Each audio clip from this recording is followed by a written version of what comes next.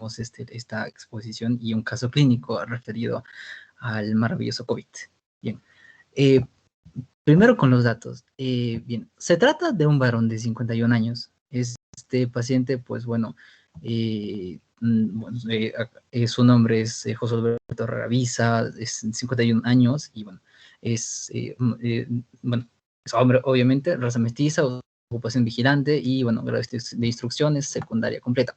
Antecedentes personales, algunos patológicos no refieren ninguno, y antecedentes familiares relevantes tampoco. Y bueno, el motivo de la consulta básicamente es de que este paciente ingresa por fiebre, tos y expectoración de ya varios días de evolución. Siguiente, por favor.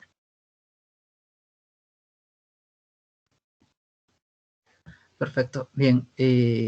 Al examen físico, bueno, primero, aclarando, en la primera consulta, al realizarse el examen físico, no se hizo ningún hallazgo, ni clínico, ni radiológico, excepto, claro, en la imagen un leve infiltrado pulmonar. Bien, ahora,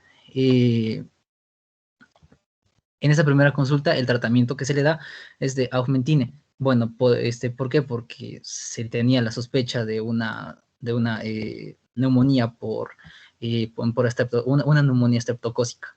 Y bien, con lo cual este paciente es dado de alta.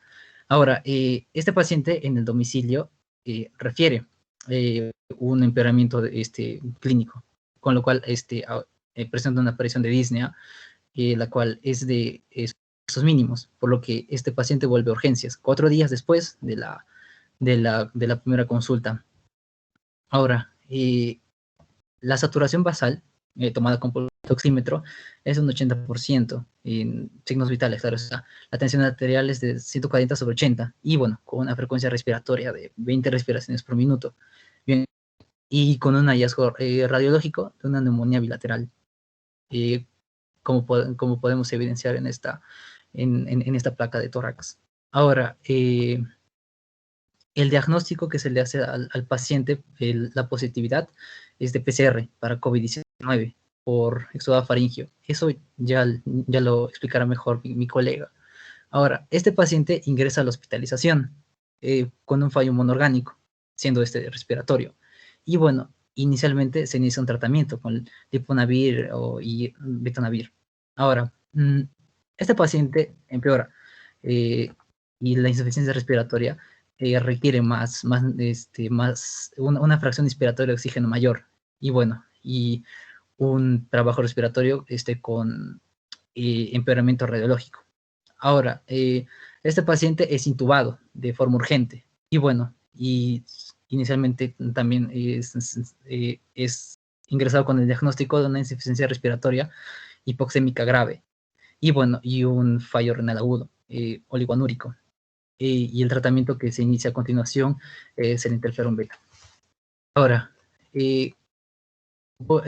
algunos puntos a aclarar. Bien, el manejo respiratorio de este paciente, bueno, y en general, en la mayoría de pacientes los cuales llegan a desarrollar el síndrome, es, bueno, una hipoxemia, una hipoxemia refractaria severa. Y bueno, desde la intubación, y bueno, además de que en este caso se manejan con ventilación protectora. Bueno, ahora, lo importante, y siguiente diapositiva, por favor.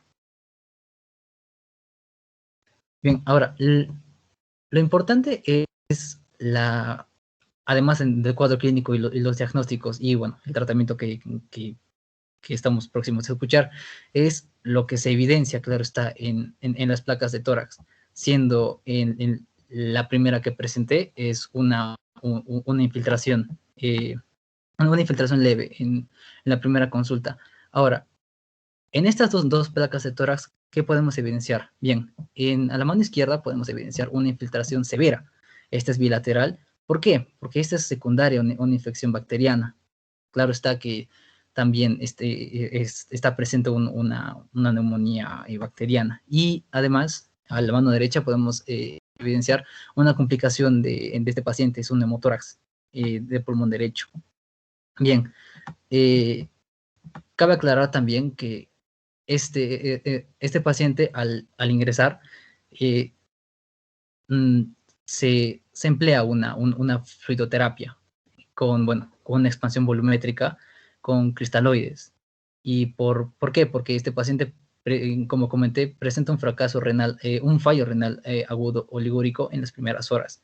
Ahora, este fallo renal se normaliza y bueno, y se procura un manejo de volumen restrictivo, con lo que se inicia una perfusión de furosemida para, bueno, para buscar un balance neutro. Ahora, también pues se utiliza ácido láctico para la tensión arterial, para la presión arterial media, perdón, y bueno, y con un monitoreo hemodinámico. Además de, bueno, del relleno capilar y la exploración física habitual. Además, como mi colega va a comentar, se empleó un fármaco vasoactivo, la noradrenalina, para, bueno, para llegar a alcanzar la tensión arterial. Bien, por último, este paciente es dado de alta con una traqueostomía. Bueno, siendo necesaria por por presentarse broncorreas abundantes. Como otras secuelas, presenta una polineuropatía severa y bueno, y es seguida de una rehabilitación. Ahora, este paciente se mantuvo con cefepime por un tratamiento de neumonía asociada a una ventilación mecánica tras el aislamiento microbiológico que ya se ha mencionado. Y bueno, y quedando suspendido todo el tratamiento antiviral. Y bueno, y obviamente este paciente se va sin fracaso orgánico. Ahora, tanto los valores de laboratorio como el diagnóstico microbiológico, como se repitió de PCR, lo pasarán a detallar mis colegas. Siguiente diapositiva, por favor.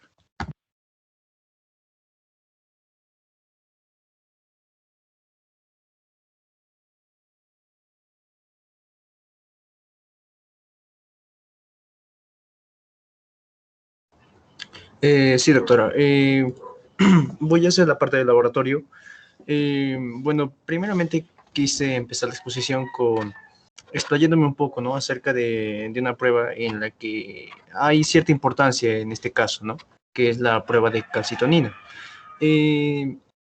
Bueno, esta prueba es básicamente explicando, la procalcitonina es un precursor de la hormona calcitonina, que es una sustancia que a veces se produce cuando hay infecciones a partir de bacterias, ¿no? Y también daño en los tejidos.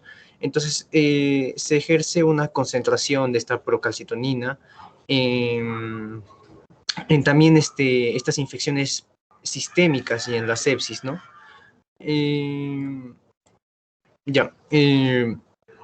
Un nivel alto podría ser signo de una infección bacteriana muy grave, ¿no? Como ya lo dije, también la sepsis. Y en este caso, bueno, ayudó también al diagnóstico, porque como vamos a ver, hay cierto porcentaje de los pacientes con COVID que presentan estas infecciones, ¿no? Ya es el 10%, muy, muy notable. Y también, siguiente, por favor. También tiene ciertos valores, este PST, en los que se pueden marcar, ¿no? Menos de 0,1 nanogramos por mililitro entra en el estándar de sano, 0,2 a 0,5 ya una infección bacteriana localizada, con poca probabilidad de sepsis. De 0,5 a 2 tenemos una infección sistémica ya probable y un riesgo moderado de sepsis. De 2 a 10 ya aseguramos una sepsis, y mayor a 10 ya el paciente debería estar en shock, ¿no? Siguiente, por favor. Bueno, regresando al punto principal, como dije, se describió que más del 10% de las neumonías causadas por el coronavirus presentan también sobreinfección bacteriana. Basándonos en esto, se suspendió la antibioterapia para observar esto, ¿no? Para administrar correctamente un fármaco si es que presenta alguna infección. Y dicho y hecho, el paciente presentó fiebre, leucocitosis, del valor normal que era de 4,5 onzas, ya estaba en 15.000. El PCT de 1,23, de 1,23, o sea, ya estaba ya con indicios de poca probabilidad de sepsis, pero ya una infección bacteriana. Y se inició el tratamiento, ¿no? Con piperacilina y tazobactam, que son fármacos, son antibióticos, ¿no? Inhibidores de beta-lactamasas, que son para infecciones, tanto para gram positivos, gram negativos y anaeróbicos, ¿no? En los hemocultivos, orocultivos, todo fue negativo, nada que se pueda resaltar, excepto con un aislamiento de Serratia marcensis, ¿no? Que si no me equivoco es una enterobacteria, que se encuentra en la flora intestinal y, bueno, podría ser la desencadenante de ese cuadro, ¿no? Febril. Y, por lo cual se le administra cefepimide, que es un fármaco de tercera generación, y es también aplicado para algunos organismos resistentes a la ceftazidima. Y bueno, entonces el paciente ya con este tratamiento se mantuvo afebril y los leucocitos ya empezaron a descender, así como también la prueba de procalcitonina arrojó un resultado ya no tan grave, ¿no? De 1,23 pasó a 0,23.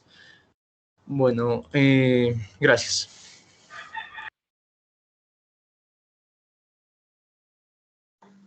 Bueno, ahora respecto a microbiología, el diagnóstico microbiológico es muy importante en este cuadro clínico. Como vemos, este cuadro es muy parecido a infecciones con otros microorganismos, es por ello que debemos saber identificarlo bien. Primero hablaremos acerca del virus. Bueno, tenemos el virus SARS-CoV-2 o coronavirus conocido comúnmente. Es de la familia Coronaviridae, subfamilia Orthocoronaviridae, género beta-coronavirus, subgénero Sarbecovirus y la especie es el coronavirus relacionado con el síndrome respiratorio agudo grave. El SARS-CoV-2 pertenece a la familia de los beta-coronavirus, como ya se mencionó, los cuales son virus de ácido ribonucleico de cadena simple, polaridad positiva, envueltos no segmentados, con genoma de 27 a 32 kilobases y un tamaño de 80 a 160 nanómetros. Bueno, son virus de ARN, son los virus de ARN más grande hasta ahora descubiertos y pertenecen al grupo 4 de la clasificación de Baltimore.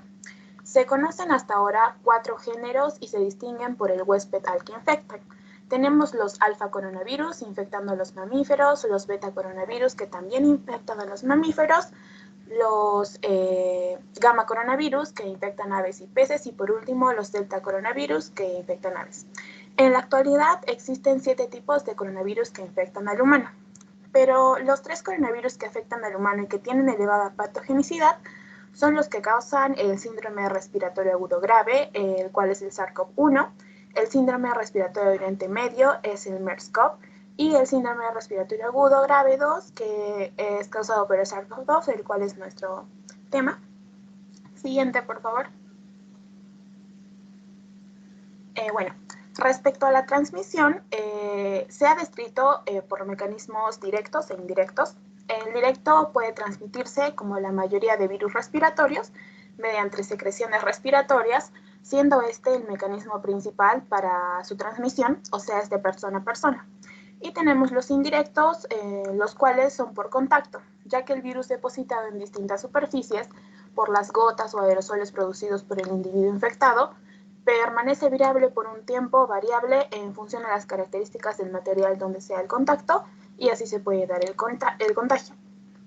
Bueno, respecto a su patogenia, la envoltura viral está recubierta por la glicoproteína pico, proteína S, la proteína de envoltura E y la proteína de membrana M. La unión y la entrada de la célula huésped está mediada por la proteína S. El primer paso en la infección es la unión del virus a una célula huésped a través de su receptor objetivo.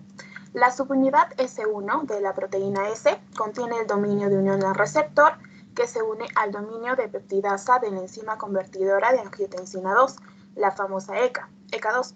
En el SARS-CoV-2, la subunidad S2 está muy conservada y se considera un posible objetivo antiviral. Luego de ello viene el ciclo de replicación del virus. Esta replicación activa y la liberación del virus en las células pulmonares provocan los síntomas inespecíficos ya mencionados en el cuadro clínico. Siguiente, por favor. Bueno, ahora pasamos con las pruebas de detección para el diagnóstico. Como se mencionó al comienzo, esta es la parte muy importante, ya que un diagnóstico más temprano podrá hacer que el paciente se trate de forma adecuada, no solo a él, sino también a sus familiares. Fundamentalmente lo que se recomienda frente a un posible caso de coronavirus, ya sea presentando síntomas o sabiendo que la persona estuvo en contacto con alguien positivo para COVID, es la prueba molecular PCR, la reacción en cadena de polimerasa o la prueba de amplificación de ácidos nucleicos o NAT. Bueno, estas pruebas tienen alta especificidad, alta sensibilidad y se basan en la identificación de un fragmento de material genético del patógeno en una muestra extraída del tracto respiratorio del paciente. Nos afirman la presencia actual del virus, siendo fiable para el diagnóstico y, bueno, como se mencionó, esta prueba fue la que se realizó a nuestro paciente. Siguiente. Tenemos las pruebas de antígeno o hisopado nasofaringeo, como comúnmente se conoce. Da el diagnóstico de infección actual. Si bien es menos sensible que la PCR o NAT, también se aplica como una segunda opción. Esta prueba detecta las proteínas del virus y el resultado positivo se considera exacto cuando las instrucciones se siguen cuidadosamente. Siguiente. Finalmente tenemos las pruebas serológicas, pruebas rápidas o pruebas de detección de anticuerpos. Estas tienen especificidad y sensibilidad variable, es por ello que no son muy confiables. Se basa en detectar y calcular la presencia de anticuerpos IgG o IgM contra el virus dado y tras la infección presentada, lo que permite determinar si una persona estuvo infectada previamente con el SARS-CoV-2. Si esta prueba se aplica en un periodo de ventana, no tiene valor. Por consiguiente, se debe saber cuándo aplicarla, en qué fase de la enfermedad para que sea de utilidad. Siguiente. Bueno, para aclarar mejor la relación entre periodos de la enfermedad y el resultado de la prueba serológica, tenemos el siguiente esquema, en el cual también se incluyó la prueba molecular RT-PCR. Bueno, después de infectarse con el virus, empieza el periodo de ventana desde el día 0. Aquí la PCR va a ser positiva a pesar de estar sin síntomas. Las pruebas IgM e IgG no me sirven de nada ya que no hay una respuesta inmunológica aún. Es por ello que ambas salen negativas. En la fase temprana, generalmente en la segunda semana, ya empieza a aparecer la IgM por la respuesta de nuestro cuerpo. Aquí la prueba sale positiva para IgM como también para PCR, pero la IgG será negativa aún. En la fase activa de la enfermedad van a estar presentes o positivas las tres pruebas.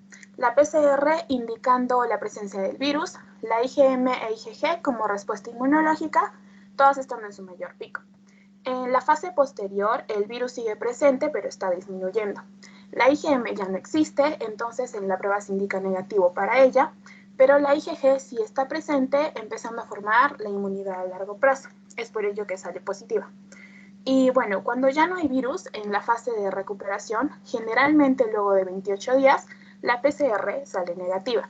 La IgM sigue siendo negativa, pero la que sí está presente es la IgG, y se mantiene positiva proporcionando inmunidad. Ahora le doy pase a mi colega.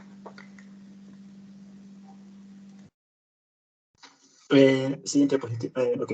Bueno, respecto al tratamiento, en este paciente se aplicaron dos tratamientos, el antibacteriano y aquel es específico para el COVID. En este tratamiento antibacteriano se trató inicialmente con ceftriaxona como tratamiento sobre la infección bacteriana que este paciente tiene. Y en este caso se analiza la neumonía de coronavirus. También se le recomienda asociar una antibioterapia tratando con una posible sobreinfección durante los primeros días. Tras una suspensión completa de la antibioterapia, el 13, o sea, el 13 de marzo, presenta fiebre y leucocitosis en 15.000. El PCR nos da un resultado de 566, por la que se inicia una piperacilina y tazobactam empírico. Y además esto se recoge un nuevo aspirado de control el 20 de marzo, con aislamiento de Sebatium macensis, por lo que se desescala el tratamiento de cefepime el 23 de ese mes. Siguiente diapositiva, por favor. Bueno, como tratamiento del coronavirus, propiamente dicho, se mantuvieron 14 días de caleta, interferón beta y cloroquina. Ante la ausencia de la mejoría desde el punto de vista respiratorio, reciben una dosis única de tocilizumab el día 13 de marzo.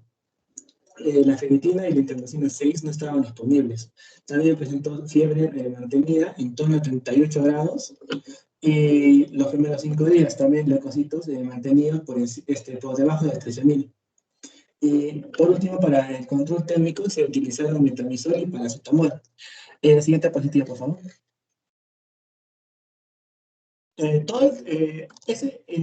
Bueno, basándonos en un tratamiento alternativo para otros casos, también tenemos un buen medicamento que se llama el Javipavir, que es uno que se activa metabólicamente mediante la biosilación y la fosforilación para fomentar el metabolito activado por el Javipavir RTP en los tejidos. Este medicamento se administra 1.600 miligramos en un día, luego 400 dos veces al día, y desde el día 2 hasta el día 6 se aplica 400 miligramos una vez al día.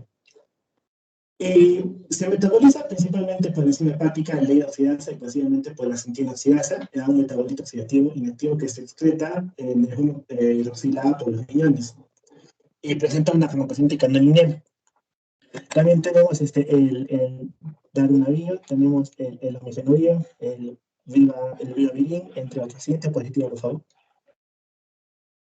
Y bueno, dentro del tratamiento de alternativos antibacterianos, también tenemos más medicamentos contra el COVID, que sería la citromicina, también tenemos la anaquina, la sarilumab, también tenemos el interferón y el tocilizumab, que ya fueron mencionados, pero aquí en esta diapositiva podemos ver más ejemplos. Siguiente diapositiva, por favor. Siguiente diapositiva, por favor. Muy bien. Yo les hablaré sobre el COVID, sobre la epidemiología. Bueno, el COVID se identificó por primera vez el 1 de diciembre del 2019 en la ciudad de China, Wuhan. Y bueno, esta enfermedad que ha estado hasta ahora vigente se declaró en pandemia desde el 11 de marzo del 2020. Bueno, este virus tiene un periodo de incubación de 14 días y se transmite de persona a persona. Se sospecha que el inicio de esta enfermedad tiene que ver con el pangolín y por el murciélago que tuvo contacto humano. Hubo contacto humano por lo que hubo este virus, se mutó el virus. Siguiente, por favor. Bueno, acerca de, estas son algunas de las variantes más peligrosas del virus.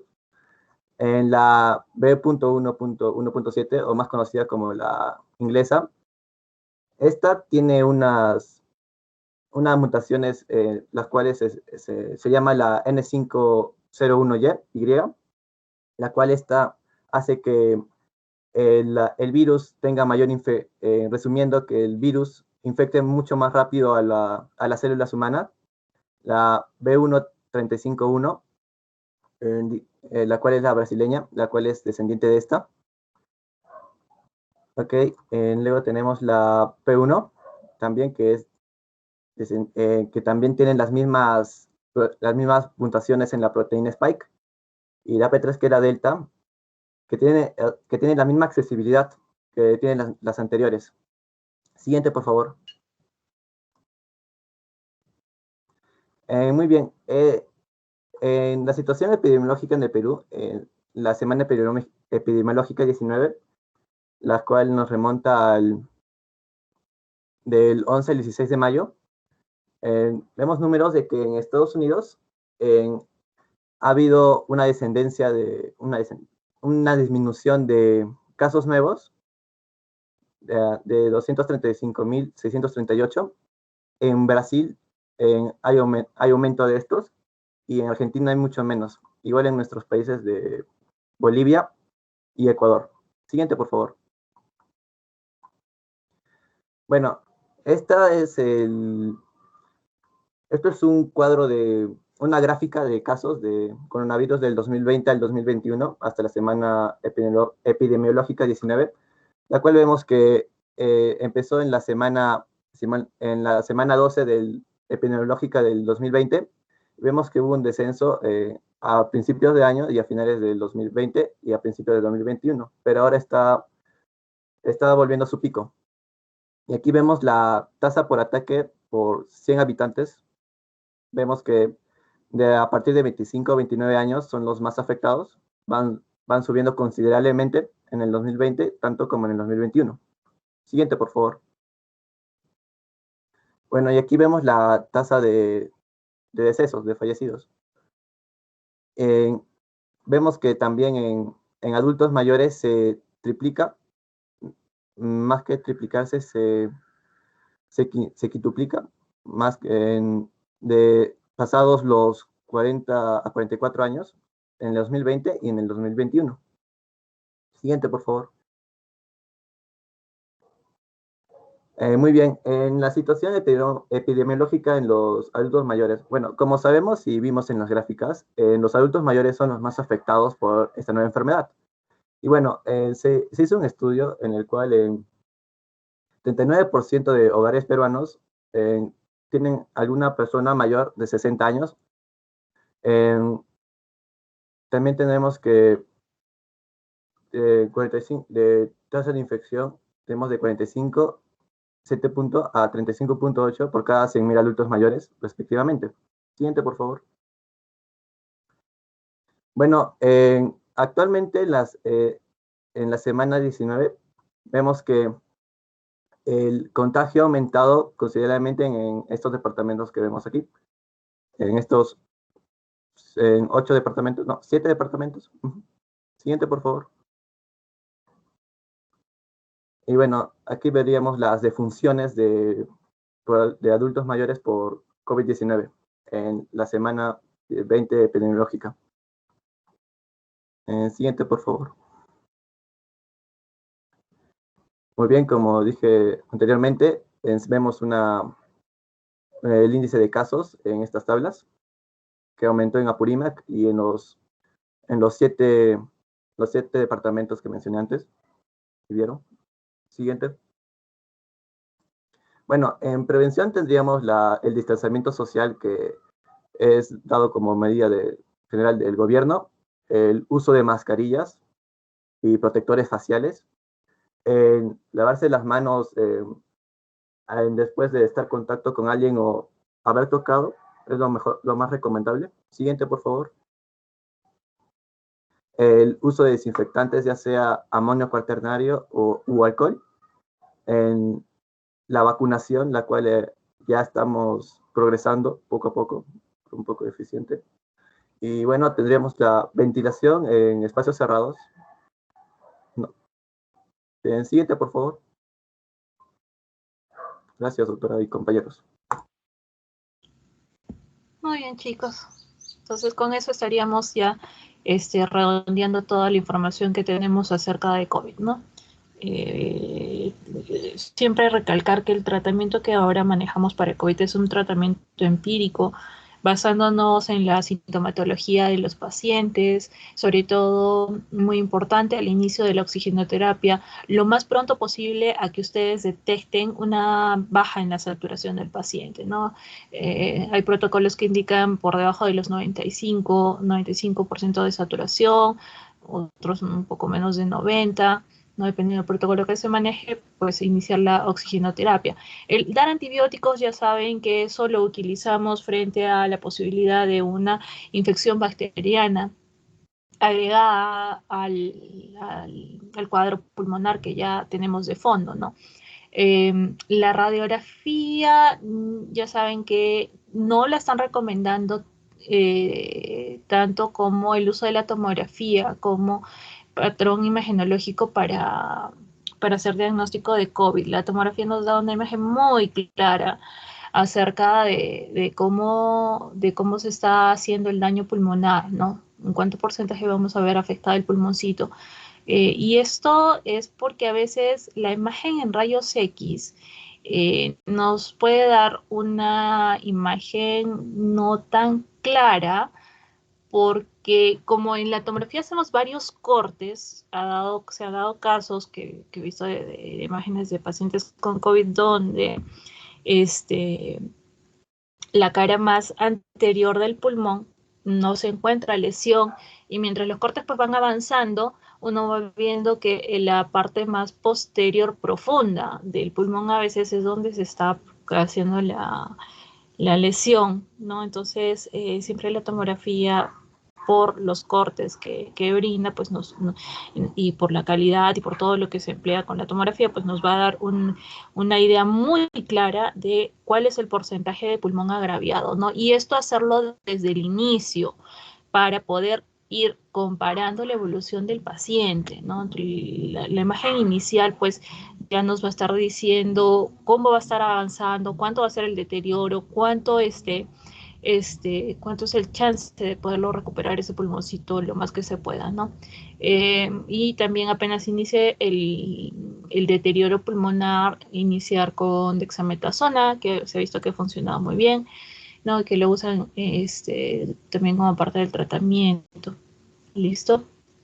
El resto de medicación, pues hay gente que está a favor de la hidrocloro, otros que no. Bueno, eso depende, ¿no? Y por favor, siempre solicitar no solamente la prueba de COVID, sino también de arranque esas pruebas de laboratorio que son tan importantes para ver el pronóstico de los pacientes, ¿no? La ferritina, el PCR, todo el perfil que hemos mencionado en la clase anterior. ¿Correcto? Muy bien, chicos. Vamos ahora sí con lo que respecta a las clases del día de hoy. ¿Qué se me quedó? Vamos a poner esto. A ver. Vamos a ver.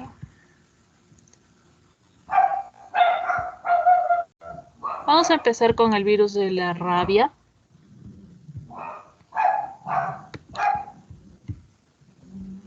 A ver. ¿Logran ver, chicos, las diapos? Sí, doctora. Está perfecto. Muy bien, entonces cuando hablamos del virus de la rabia, vamos a ver que es un virus neurotrópico, es decir, que tiene principal predilección por dañar todo lo que es el sistema nervioso, pertenece al género de los Lyssavirus, a la familia del Rhabdoviridae, dentro del orden de los mononegavirales, es decir, que vamos a estar frente a un virus que es un ARN de única cadena o cadena sencilla en sentido negativo. Según la clasificación de Baltimore, encontramos dentro de esta familia de los Rhabdoviridae 3 géneros, lo que son los Lyssavirus, el Epimerovirus y Vesiculovirus. Este virus de la rabia, vamos a encontrar que estructuralmente tiene una forma como si fuera de bala. Es casi como lo describen en la literatura. Vamos a encontrar que está formado por una membrana, ¿no? Una envoltura en una membrana. Vamos a encontrar una proteína de matriz, va a tener presencia de glicoproteínas y por dentro sabemos la presencia del material, ¿no? Del ARN. Entonces, estructuralmente, la cubierta es una bicapa lipídica. Vamos a encontrar que en la membrana externa la presencia de proyecciones, las cuales van a estar compuestas por proteínas, que son la proteína G, y también vamos a encontrar otro tipo de proteínas de membrana como es la M1 y M2. Luego vamos a tener que a nivel de la nucleocápside encontramos la proteína N con la presencia también del ARN. En el core vamos a encontrar que tiene pues una forma de hélice como de resorte que va pues de un extremo al otro del vídeo, ¿no? Y que, por ejemplo, si yo lo veo en microscopía electrónica, nos da una imagen como de un panal estriado. Entonces, en este género de los lisavirus, el que más nos interesa pues es este, ¿no? El virus de la rabia, que es el que vamos a estudiar. Y en América existen varias variantes en relación al virus de la rabia. La variante 1 más relacionada con el perro y la mangosta, la variante 2 también con el perro, la variante 3 con lo que es el vampiro, un murciélago hematófago, la variante 4 con un murciélago, pero este es un murciélago insectívoro, perdón. En el caso de la 5 también encontrarse en el vampiro murciélago hematófago, la variante 8, por ejemplo, en el zorrillo. Entonces, dependiendo del tipo de animal en el cual se va a encontrar presente, ¿no? Vamos a ver, por ejemplo, la variante 1 más siempre va a estar asociada más con el perro. Y el resto de las variantes, ¿no? Especialmente la 3, la 4, la 5 y la 8, más están asociados con animales de vida silvestre, ¿no? Lo que serían los distintos tipos de murciélagos que podemos encontrar y la presencia de los zorrillos. Entonces, ¿qué es lo que pasa con este virus de la rabia? Sabemos de que, obviamente, la forma en la cual se transmite este virus es mediante la mordedura, ¿no? O a veces el tipo de arañazo de estos animales que se encuentran con la rabia, ¿no? Entonces, en los animalitos va a nivel de la saliva, se va a encontrar pues la presencia de estos virus, ¿no? Entonces, esta saliva infectada con el virus, ¿no? De la rabia, pues va a agarrar y va a alcanzar los miocitos donde se van a replicar, ¿no? Hasta que logre una concentración infectante para que pueda alcanzar lo que son las terminaciones nerviosas, ¿no? Lo que son las uniones neuromusculares, las uniones neurotendinosas, ¿no? Entonces, este tipo de virus se va a unir a los receptores de acetilcolina, ¿no? Y va a ir penetrando en las fibras nerviosas periféricas, donde va a ser decapsidado y comienza su proceso de replicación, de replicación viral. ¿Listo? La polimerasa de este virus lo que hace es sintetizar ARN mensajero que va a intervenir pues, en todo el proceso de traslación, ¿no? Entonces, el tipo de diseminación que les menciono que se va a dar a nivel de los nervios periféricos es una diseminación de tipo centrípeta. Muy distinto al tipo de diseminación que se va a dar después de que el virus sea replicado en la médula y después de que sea replicado en el cerebro, ¿no? Porque ahí va a ser una diseminación de tipo centrífuga a través de los nervios periféricos para llegar, o en el caso de los animales, ¿no? Y también el hombre, hacia lo que son las glándulas salivares, donde vamos a encontrar también la presencia del virus y su posterior eliminación a través de la saliva, ¿no? Y obviamente todo el daño que va a causar pues puede llevar a la muerte del paciente y también del animalito. Entonces, la inoculación del virus ya sabemos que se va a dar principalmente a través de la mordedura de un animal. Va a llegar a multiplicarse y penetrar las terminaciones nerviosas, no todo lo que son las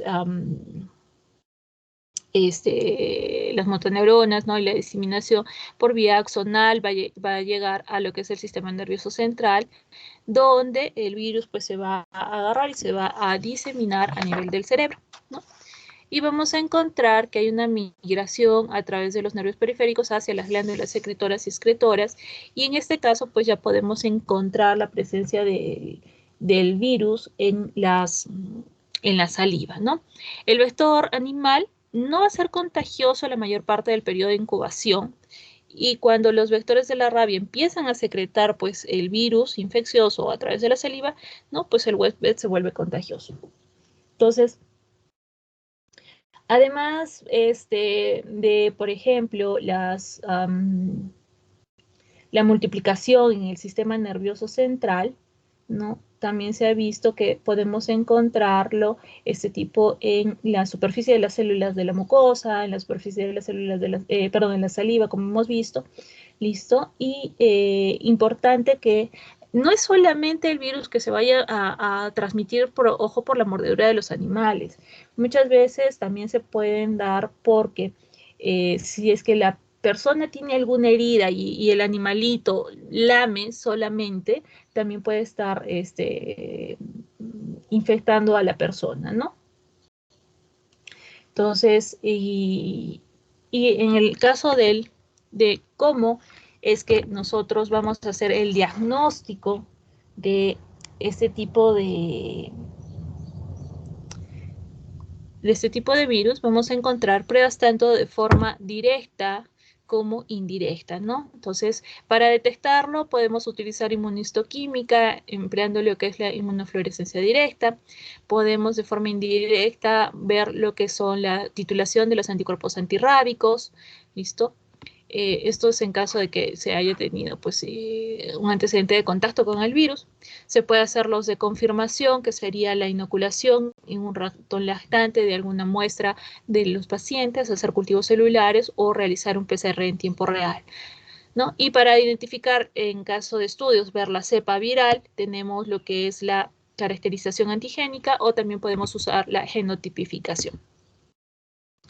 Entonces existen dos grandes grupos de muestras que podemos utilizar para el diagnóstico de rabia, ¿no?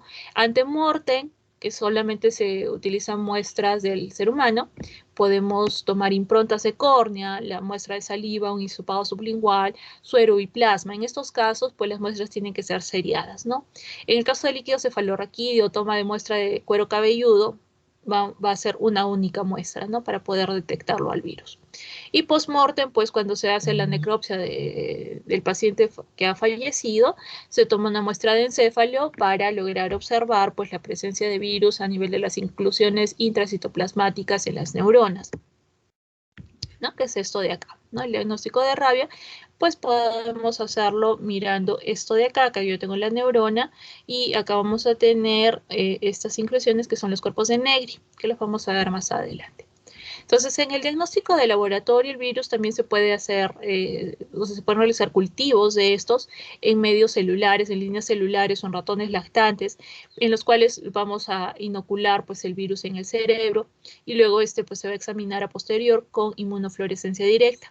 En el caso de los anticuerpos, los títulos de anticuerpos para rabia, tanto en suero como en líquido cefalorraquídeo, los vamos a determinar mediante el examen de ELISA o mediante un análisis rápido de inhibición de fluorescencia, ¿no? Pero en estos casos solamente me permite hacer la detección de la enfermedad en un estado avanzado. En el caso de la inmunofluorescencia, nosotros podemos tomar, o sea, post-mortem, ¿no? Se pueden tomar ciertas regiones del cerebro que nos sirven para el uso, para la detección de la rabia, como son, por ejemplo, el cerebelo, la corteza, el hipocampo o también casos de médula espinal, ¿no? Y mediante el proceso de inmunofluorescencia, si es positivo, me va a dar una fluorescencia de un color verdoso, ¿no? Si es negativo, simplemente no emite fluorescencia, esto visto bajo el microscopio. Entonces, esta técnica, como lo hemos repetido o lo hemos mencionado en la práctica de la semana, hace 2 semanas, la inmunofluorescencia directa, lo que va a utilizar son anticuerpos monoclonales conjugados con una molécula fluorescente de isotiocianato de fluoresceína, ¿no? Para que esta pues se una a los epitopos de la proteína N del virus, de este virus de la rabia. Entonces se va a dar una reacción antígeno-anticuerpo, la cual se va a hacer visibles, ¿no? Cuando yo la someto a la luz ultravioleta del microscopio de fluorescencia, ¿no? Entonces, si es que emite esta luz característica de color verde manzana, pues tiene inmunofluorescencia positiva, lo cual me está indicando presencia del virus. En el caso de la prueba rápida, directa de inmunistoquímica, tenemos que el antígeno antirrábico de improntas cerebrales va a ser capturado por un grupo de anticuerpos monoclonales, ¿no?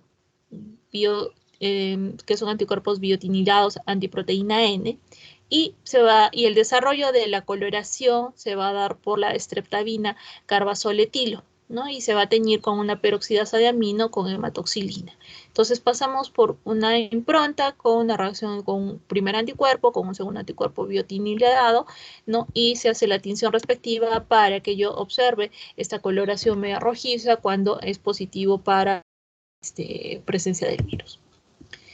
Entonces, La detección del virus se hace de forma directa con el análisis de las proteínas del virus o viendo lo que son las partículas virales o la detección genética del virus, ¿no? Y de forma indirecta, pues a través de la presencia de los anticuerpos que se van a formar.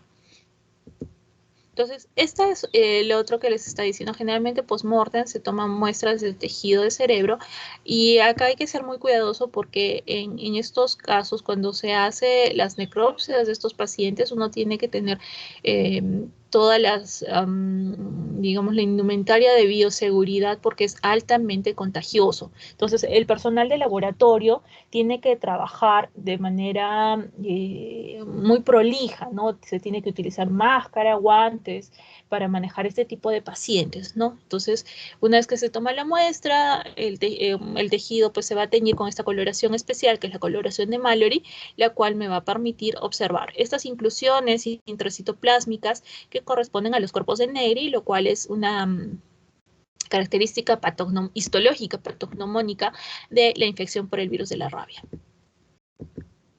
Entonces, acordándonos de que no solamente los perritos son los que transmiten el virus de la rabia, también se ha visto mordeduras por murciélagos hematófagos, esto principalmente en las áreas de la selva, ¿no? Hay gente que le gusta meterse a la selva, sobre todo meterse a las cuevas, ¿no? Donde viven estos animales y pues a veces sufren este tipo de mordeduras, ¿no? Igualmente, en el caso de las mordeduras caninas, hay que poner énfasis en que es importante intentar capturar al perrito que ha mordido, ¿no? Para recabar toda la información respecto al vacunado, o si es un perro callejero, pues tiene que estar en cuarentena para ver cómo es la evolución en el perrito, ¿no? Entonces, y además, pues hay que iniciar de inmediato un tratamiento a esa herida, porque es una herida que está contaminada, ¿no? Entonces, ¿cuál es la conducta que uno debe de tomar frente a una mordedura? Lo más inmediato es realizar el lavado de la lesión, con lo que generalmente, bueno, si es que tienen isodine, con isodine, si tienen agua y jabón, pero lo más rápido posible realizar el lavado de la lesión. Y lo siguiente es ir a emergencia para que se pueda realizar la profilaxis antimicrobiana y o antitetánica. Segundo, no se le debe aplicar corticoides a estos pacientes. Otra cosa importante y que se deben de acordar toda su vida es que el tipo de herida, si es una herida contaminada, no se debe de suturar. ¿Listo? Este tipo de heridas cierran por segunda intención. Entonces, por ejemplo, no solamente con mordeduras, sino de repente si es que el paciente sufre, tengo un paciente con heridas de un accidente de tránsito, donde de repente se ha cortado con algún metal o de repente ha estado trabajando en la tierra, ese tipo de heridas yo no debo de suturarlas, porque lo que voy a causar pues es simplemente empeorar el cuadro clínico de los pacientes. La otra cosa que se debe hacer es el registro y la notificación inmediata para que se realice, por ejemplo, si es que son perritos callejeros, para que inmediatamente epidemiología no haga la búsqueda de estos animales, intente ubicarlos para que se pueda conocer si realmente estos animales tienen rabia y si es que la tuvieran, pues ponerlos en cuarentena. ¿Listo? Otras medidas específicas son el uso del suero, que es una inmunoglobulina antirrábica, y la aplicación de la vacuna. Esta vacuna antirrábica pues no está contraindicada en embarazadas, se puede aplicar en niños de cualquier edad y cualquier peso, los cuales reciben un esquema muy similar al del adulto. No se debe posponer pues el tratamiento ni se debe interrumpirlo una vez que se haya iniciado. Se debe diligenciar la ficha epidemiológica de cada paciente y se expide pues un certificado de la vacunación que se le está dando al paciente. Como nuevamente se menciona, no se debe de suturar estas heridas, ¿no? Y tampoco se les debe administrar corticoides. Se debe aplicar también inmunoglobulina o suero antirrábico. En este caso es una sola vez que se aplica esto a la persona en la vida. Y en el caso de tener pacientes inmunosuprimidos, se debe de tratar tanto con la inmunoglobulina más las vacunas, ¿no? Post mordida. En datos sobre la rabia, pues se ha visto 50.000 casos de rabia humana se mira aproximadamente anualmente. La estrategia más eficaz para evitar la rabia en perros siempre va a ser la vacunación. El 20-40% de los casos en humanos a veces se desconoce si es que ha habido una exposición a al virus de la rabia. Por ejemplo, en la China, en un estudio de 64 personas con rabia, 61 estuvieron asociados a exposición a perros y 2 involucraban a carcasas o manipulación de perros que estaban siendo preparados para alimentación. En cuanto al tratamiento, importante evaluar para que uno pueda diferenciar si es que ha sido una exposición leve, una exposición grave o finalmente pues no ha habido exposición. Entonces, si yo tengo una exposición leve, puedo simplemente aplicar la vacuna antirrábica. Si el paciente tiene una exposición grave, es decir, está confirmado que el animal tiene rabia, la lesión está muy cerca a la cabeza, ¿no? Debemos aplicar la vacuna más el suero antirrábico previa la prueba de sensibilidad, ¿no? Y si no hay exposición, es decir, de repente el perrito es un perrito de casa, que está al día con sus vacunas, que se sabe de que no sale a la calle, ¿no? Que siempre está metido en la casita y que tiene buen cuidado, ¿no? Entonces es mucho más difícil de que el paciente pues esté con rabia, ¿no? Y en esos casos simplemente se aplican las medidas generales y de educación. En el caso del Perú, en cuanto a la rabia humana, en este periodo desde 1990 hasta el 2019, sobre todo se ha visto que los años del 2017 al 2018 no se reportaron casos de rabia humana. Ojo, estamos hablando de rabia humana, ¿listo? Y en el 2019 se reportaron 2 casos en Loreto. En cuanto a rabia canina, sobre todo en la parte, en nuestra ciudad, en la parte de Arequipa, vamos a ver que los distritos de Cerro Colorado, Mariano Melgar, Yura, Miraflores y Caima, sí ha habido reportes hasta el año 2019 de casos de rabia canina. Si mal no me equivoco, el año pasado me parece de que hubo un reporte de un grupo de perritos que parecían sospechosos de presentar rabia, ¿no? Entonces, pero eran perritos callejeros. Entonces, ahí es importante el aviso al sistema de epidemiología, el control, al Centro de Prevención y Control de Enfermedades, para que puedan agarrar, buscar a los animalitos, los puedan capturar, ¿no? Sabemos que obviamente los tienen que poner a dormir, porque con el virus de la rabia igual van a fallecer, ¿no? Pero la intención es de que no puedan propagar la enfermedad al humano y tampoco puedan seguir propagando la enfermedad a otros perritos. Entonces, por eso es tan importante las campañas de vacunación que se hacen, ¿no? Y ustedes se habrán dado cuenta de que cada cierto tiempo las municipalidades, sobre todo de estos sectores, ¿no? Donde se van reportando casos de rabia canina, pues hacen sus campañas gratuitas de vacunación a todos los perritos, ¿no? Entonces es importante eso. Igualmente ahí se les deja el link de para que miren lo que es la fisiopatología, microbiología, los síntomas, diagnóstico y tratamiento, ¿no? Y cómo se da el periodo de incubación de la rabia. Entonces, algo en cuanto a los síntomas que van a presentar estos pacientes por la afectación de los neurotransmisores, vamos a tener que los pacientes se van a encontrar a veces en un estado de excitación, que van a presentar cierta tumefacción, va a haber cefalea, a veces fiebre, van a tener también afectaciones sensoriales, es decir, que los ruidos, la luz van a producir espasmos, ¿no? Lo típico es un espasmo faringolaringio cuando el paciente está cerca del agua, ¿no? Lo cual resulta ser muy doloroso. Es lo que se conoce como hidrofobia. A veces también van a presentar convulsiones que pueden tener aura o no, ¿listo? Y esto puede ir progresando poco a poco hasta llegar a presentar el paciente una parálisis de tipo ascendente, ¿no? Que termina a veces con una parada cardiorrespiratoria. Más o menos, en resumen, es como se da el cuadro de la rabia. ¿Listo?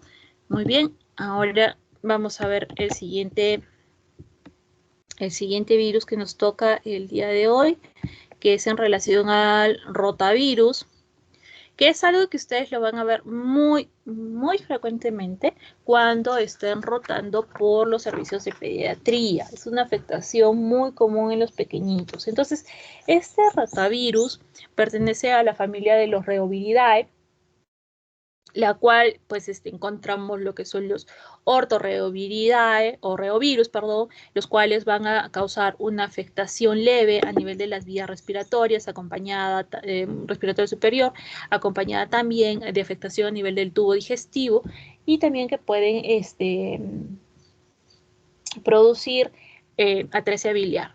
Lo que son los orbivirus o coltivirus, los cuales tiene más una afectación febril con cefaleas y mialgia. En el caso pues, del rotavirus, la afectación principal se va a dar a nivel del tubo digestivo. Entonces, estructuralmente, este rotavirus se caracteriza por la presentación de estas proteínas que vamos a ver cada una más o menos cuál es la función que va a cumplir. Entonces, las proteínas estructurales de este rotavirus, mencionando, por ejemplo, la proteína, la BP6, que constituye lo que es la cápside interna del virión, y esta proteína pues va a ser la responsable de la existencia de 7 serogrupos, ¿no? De la A a la G. Pero se ha visto que las infecciones humanas son principalmente producidas por el rotavirus del grupo A y en menor presentación o con otras características epidemiológicas en el caso del grupo B y C. El resto de grupos de rotavirus produce infecciones más que nada en animales, pero también se ha visto que el grupo A se puede dar tanto en animales como en el hombre. En el caso de este grupo A, se subdivide también en el grupo, en dos subgrupos, 1 y 2, ¿no? En función a la especificidad de esta proteína de la BP6.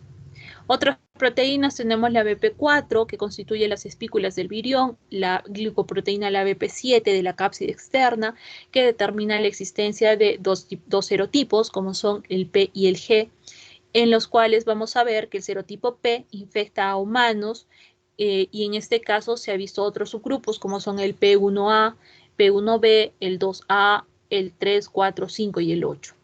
Hay escasez de sueros específicos frente a estos serotipos, lo cual hace de que más fácil o más frecuentemente se determine lo que es el genotipo P a través de la técnica del PCR en tiempo real, ¿no? Siendo los genotipos más frecuentes, pues el P4, el 6, el 8 y el 9. Además de eso, se han descrito 14 serotipos G, aunque los más frecuentes que infectan al ser humano pues son el G1 al G4. Los viriones de este rotavirus se consideran que son relativamente estables a temperaturas ambientes, resistentes, por ejemplo, al tratamiento con detergentes, al uso de sustancias con pH extremas, como son entre 3.5 hasta 10. También son resistentes a procesos de congelación y descongelación de forma repetida. Estos rotavirus pueden sobrevivir al medio ácido del estómago taponado o también a un estómago que contiene comida. Entonces, este tipo de virus vamos a ver que va a tener o va a ingresar por vía oral, va a alcanzar lo que son las células y su forma de replicación es que va a afectar principalmente las células del epitelio de las vellosidades, ¿no? Entonces, en estas células, lo que va a hacer es alterar pues la función de absorción que va a tener, ¿no? Y la producción de enzimas que van a tener estas células. Y entonces, ¿qué es lo que pasa? Ingresa el virus, ¿no? Se proceso de transcripción con que puede ingresar también de forma directa, se va a dar el proceso de traducción, la formación o la participación de las distintas proteínas que hemos mencionado, ¿no? Se va a dar la replicación del virus, la agregación y finalmente el ensamblaje final con esta doble capa para que el virus pueda salir de la célula mediante lisis celular y de esa forma pueda continuar infectando a las siguientes células pues, y seguir con este proceso. En cuanto al diagnóstico de rotavirus, se sabe que es la causa más frecuente de diarreas agudas en los pequeños, ¿no? Siendo lo primero, lo siguiente, pues es el norovirus, el astrovirus y entre otras especies de coronavirus, ¿no? Pero el más frecuente en los pequeñitos siempre va a ser el rotavirus. Entonces, según la OMS, la etiología de las diarreas agudas se ha visto que en un 22%, perdón, son causadas por este rotavirus, en un 21% simplemente la etiología se desconoce, en un 21% es por un tipo de helicobacter, de E. coli, perdón, enterotoxigénica o enteropatógena, el 13% por Campylobacter, 13% también por Shigella, un 10% por Cryptosporium y un 3% por Salmonella. Entonces, a todo esto se sabe que es la principal causa de diarrea a nivel mundial que va a afectar sin distinguir, ¿no? Afecta tanto países en desarrollo como países desarrollados. Hay mayor incidencia en meses de frío, es decir, durante el otoño, el invierno, como ahora, vamos a encontrar que el pico de incidencia de diarreas agudas por rotavirus empieza a crecer en los pequeñitos. Entonces, los síntomas que van a presentar nuestros pacientes va a ser fiebre, vómitos y una diarrea sin sangre. Cuando tengan episodios diarreicos, sobre todo en el caso de los niños, es importante que conozcan las características de la diarrea. Si viene con moco, si viene con sangre, si de repente no es tan líquida, sino media pastosa, como que el alimento no hubiera sido digerido correctamente. Entonces, todos esos datos son importantes para que puedan orientarlos a ustedes a pensar si de repente se trata de una etiología viral, de repente es un poco bacteriana, ¿listo? Entonces, el tipo de diarrea por rotavirus es una diarrea líquida, ¿sí? Son heces líquidas que no tienen sangre y que van a llevar a un cuadro de deshidratación a los pequeños, ¿no? La diarrea y los vómitos, esto hace de que la deshidratación pues sea mucho más severa y a veces es una deshidratación que rápidamente se va a ver complicada, ¿no? Entonces, esta además puede estar acompañada por síntomas respiratorios, como es el caso de tos o síntomas como si fuera un resfrío.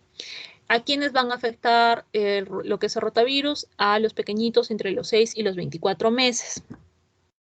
Ahora, el diagnóstico, la mayoría de los casos de este tipo de diarreas se autolimitan, ¿no? Y no es necesario pues hacer un diagnóstico microbiológico.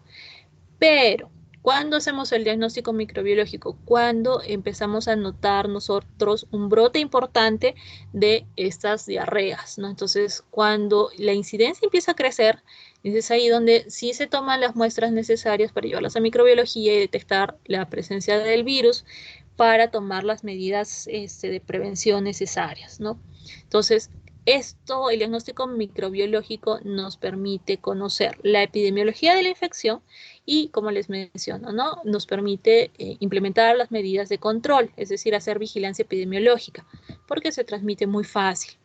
Entonces, cuando tengan este tipo de presentaciones, es importante tomar en cuenta la edad del paciente. Ya hemos visto que entre los 6 y 24 meses es donde más se van a ver afectados, ¿no? Los lactantes y niños pequeños. Los niños mayores de 24 meses, cuando presentan este tipo de diarrea, son más de origen bacteriano.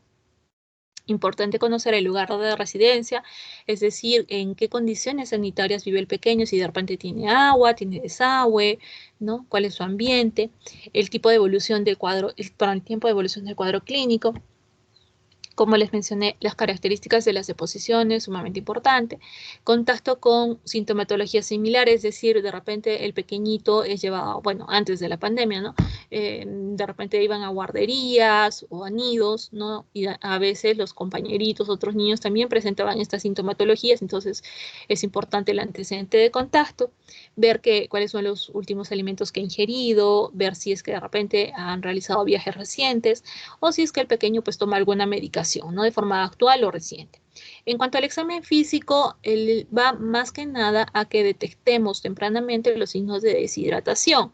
Ustedes van a ver de que en el caso de los niños es sumamente importante calcular correctamente la deshidratación, el grado de deshidratación de los pequeños.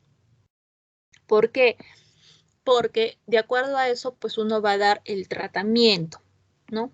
Va a ser la restitución de los líquidos y electrolitos que aparecen. Entonces es importante ver si tienen el signo de pliegue positivo, si es que son más pequeñitos en el caso de lactantes, si es que tienen la fontanela bombada, ¿no? Si es que al momento de que lloran lo hacen con lágrimas o sin lágrimas. Entonces todo eso nos indica los distintos grados de deshidratación que vamos a ver en ellos.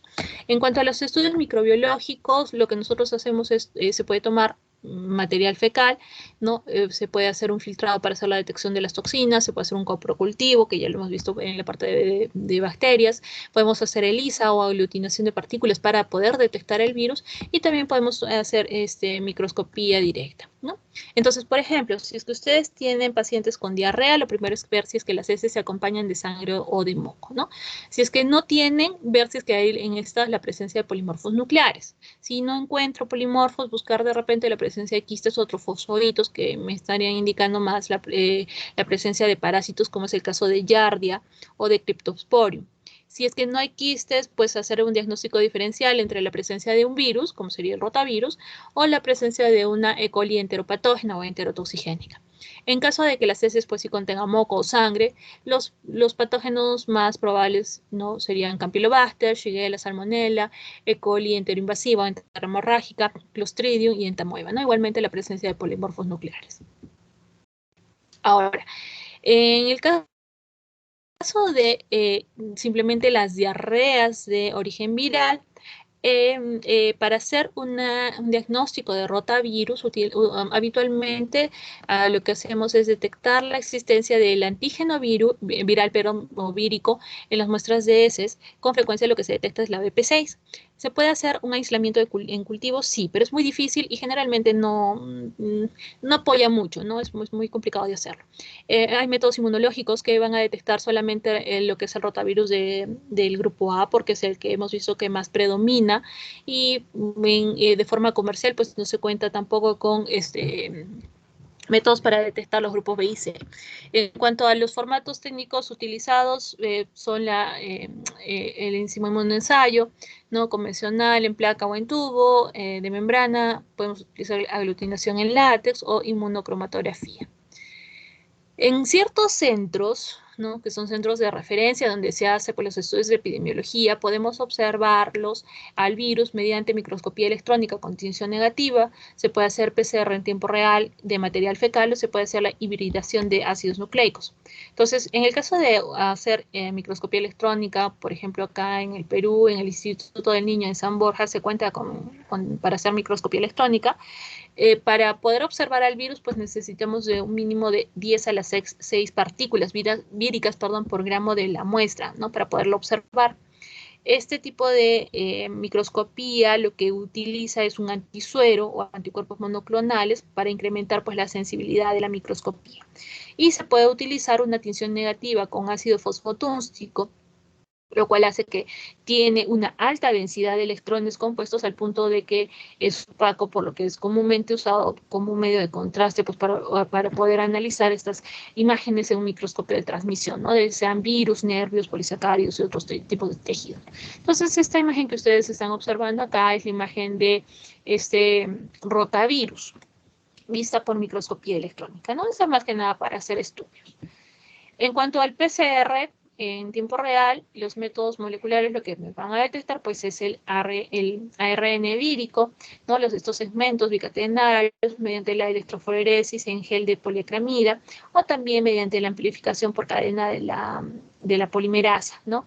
En el cual el DNA previamente sintetizado se va a ser sometido a una reacción por transcriptasa inversa.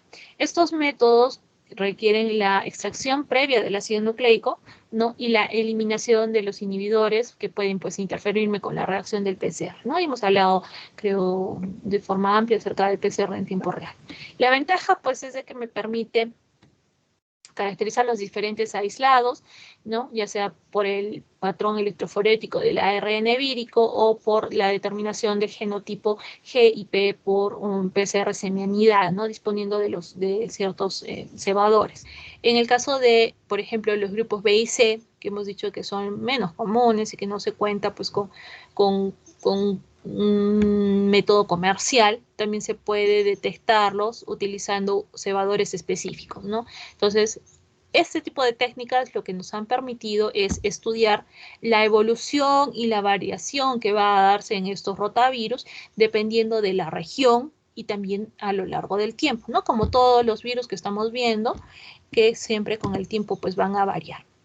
Para prevenir cualquier enfermedad transmitida por los alimentos, pues, especialmente para los pequeñitos, es importante que, uno, el consumo de agua sea agua potable, ¿no? Agua hervida, que haya una adecuada eliminación de las excretas, de que se cumpla con las normas para la producción y comercialización de los alimentos. Y en el caso de la vacuna, pues para el rotavirus nos ha servido muchísimo para bajar o, bueno, disminuir la incidencia de casos de rotavirus en nuestro medio, ¿no? Entonces, este rotavirus, bueno, esta vacuna ha sido incorporada a partir de junio del 2014 a nuestro calendario nacional de vacunación, ¿no? Lo cual pues nos ayuda muchísimo a disminuir la cantidad de casos, las presentaciones de casos de rotavirus en nuestro medio. Entonces, en relación al rotavirus, lo más importante es, a veces no es tanto en este caso, identificar rápidamente al agente causal. Lo primero que tienen que hacer frente a un pacientito, a un pequeñito con diarrea aguda, ¿no? Es identificar el grado de deshidratación. Darle tratamiento a esa deshidratación, es decir, reponer líquidos y electrolitos, y después con calma hacer la identificación del agente causal. Generalmente este tipo de infecciones no necesitan de, por ejemplo, un tratamiento específico. Simplemente reponer líquidos, darle algo para la fiebre, para las molestias y va a pasar, ¿correcto? Entonces hay que ver eso. Si es que no pasa, pues hay que empezar a hacer otros diagnósticos diferenciales, ¿no? Tener en cuenta muchas veces de que en estos casos la clínica más la epidemiología que nosotros manejamos nos ayuda ya mucho a sospechar de que la infección se va a dar por rotavirus. No, ya saben, si ahorita en esta época me viene un pequeñito de emergencias con diarrea, ¿no? Con cuadro de deshidratación, con vómitos y con fiebre, pues lo más seguro es de que el pequeño tenga infección por rotavirus, ¿no? Muy bien. Y vamos con el último tema que es en relación al VIH. Diagnóstico laboratorial del VIH. Entonces, en el caso del VIH sabemos de que esa pertenece a la familia de los Retroviridae, al género de los lentivirus, y que tenemos dos tipos, el VIH-1 y el VIH-2. Es un virus esférico envuelto que tiene en su genoma, está compuesto por ARN de cadena positiva. Y entonces, ¿qué más podemos decir acerca de este virus? Este virus, que es importante, y ya lo habrán visto también en la parte teórica, ¿no? Que tiene unas proteínas de superficie que son producidas por estos genes, el gen M, que me va a producir principalmente lo que son las glicoproteínas transmembranas, la externa y la poliproteína precursora, el gen POL, que me va a producir lo que es la transcriptasa inversa o la transcriptasa reversa y también las proteasas, el gen GAG que tiene que ver con las proteínas de la cápside, de la matriz, de la nucleocápside y la poliproteína precursora, ¿no? Entonces, en este cuadrito tenemos el gen encargado de dar estos productos, así como las proteínas y la glicoproteína viral, ¿no? Que son los GPs, que es importante. Por ejemplo, en el caso de lo que es el GP120, que es acá lo indican como una proteína de atraque, es la proteína que va a utilizar el virus para unirse al CD4, ¿no? De los linfocitos T. Como marcadores específicos que debemos tomar en cuenta, tenemos lo que es el ARN, el P24, el antígeno para el P24, la IgM y la IgG. El momento de que aparezcan estos marcadores pues depende mucho de las características del virus, del tipo de prueba que nosotros utilicemos para la detección y también la respuesta inmune que es pues específica en cada paciente, ¿no? Entonces, así vamos a tener que la aparición de los marcadores se va a dar dependiendo de qué fase vamos a encontrar. Entonces, hay una fase plana, o fase de elipse, perdón, una fase de ventana, ¿no? La cual puede manifestarse entre 0 a 20 días, donde acá para poder detectar al virus vamos a utilizar un tipo de pruebas que son inmunoensayos de cuarta generación, ¿no?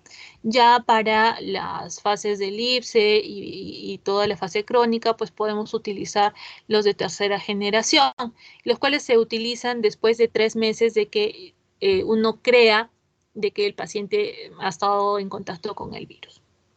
Entonces, esta fase, por ejemplo, esta fase de elipse es la fase en la cual se va a dar la replicación del virus a nivel de la submucosa para que, por ejemplo, alrededor del día 7 hasta el día 21, más o menos, empiece a aparecer lo que es el ARN viral, ¿no?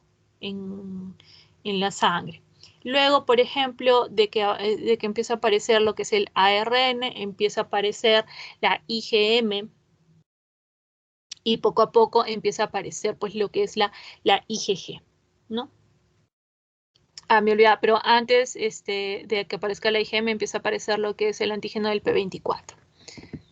Ahora, hay algoritmos dependiendo del laboratorio para el diagnóstico de VIH.